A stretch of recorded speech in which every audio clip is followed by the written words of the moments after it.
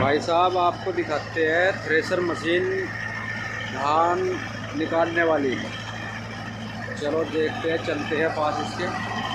Tractor है DI 550।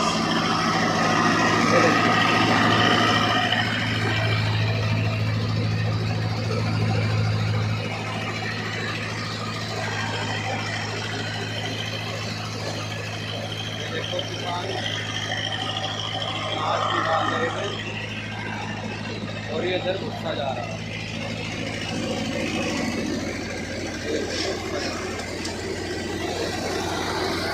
ऐसे निकाल रही है, ये देखो, ये है थ्रेशर मशीन।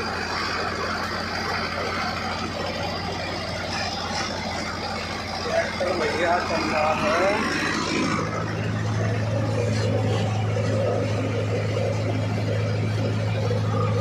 15 की स्पीड।